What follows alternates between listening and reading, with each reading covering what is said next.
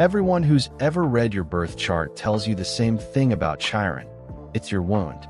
Say it enough times, and it starts to sound like a life sentence. This house, this sign, this is where you're permanently damaged. But that's not actually what Chiron shows you. Chiron doesn't mark the wound itself. It marks everything you built on top of it just to keep functioning. And most of us never stop to ask why we built it that way. You know the wound. Everyone with a Chiron placement does. You can point to the moment, or the relationship, or the years that made you feel fundamentally not enough in one specific way. What almost nobody tells you is what you did next. You turned it into a job. You became the friend everyone calls at 2 a.m., the one who always gets it, the fixer, the therapist without a license in every group chat. It feels like healing. It's actually the same wound, just wearing a cape. Here's the part that stings. You can't stop finding people with your exact wound. You keep dating it, hiring it, mothering it, rescuing it, over and over, in different faces. Not because you're unlucky, but because some part of you learned that being needed is safer than being loved for no reason at all. Chiron doesn't just mark where you got hurt. It marks the exact role you assigned yourself so that hurt would never happen to you again the same way. And that role has been running your relationships, your career, your whole personality, quietly, for years.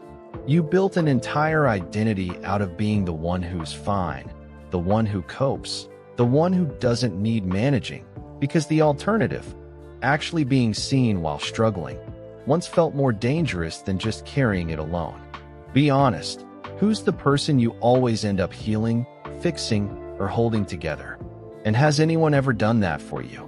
Or is that a one-way street you built without noticing? Shadow work with Chiron starts with separating the wound from the role.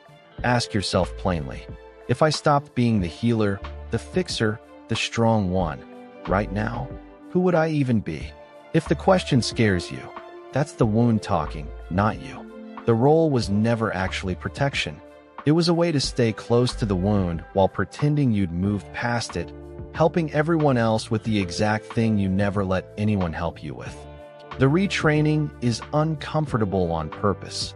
Let someone help you with the small thing before you're desperate enough to need it.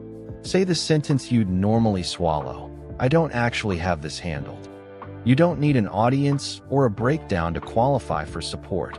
Every time you let it in early, in a moment that isn't a crisis, you prove to that wound that being cared for doesn't require you to be falling apart first. Think of the guy who was the strong one in every friend group he'd ever had. The one who drove people to the airport, listened for hours, never once mentioned his own divorce until a friend finally asked directly. He almost deflected, out of pure habit, already halfway to turning the question back around. Then he answered, just told the truth, plainly, without turning it into a lesson for someone else or wrapping it up with a lesson learned. His friend didn't flinch, didn't need managing. Just listened back, the exact thing he'd given 100 other people and never once let himself receive. That's what actually shifts. The wound doesn't vanish, and it isn't supposed to. It's still where your depth and your capacity to actually help people comes from. But it stops running the whole show from underneath. Helping becomes something you choose to give, not the only way you know how to be loved. You stay just as capable, just as needed, but you finally get to need something back. If this is landing, stay close. We're going deeper into what your birth chart is actually protecting, one placement at a time, all through this shadow work series. The full guide to reading your Chiron placement is linked in the description. Go find out what wound has actually been running your life.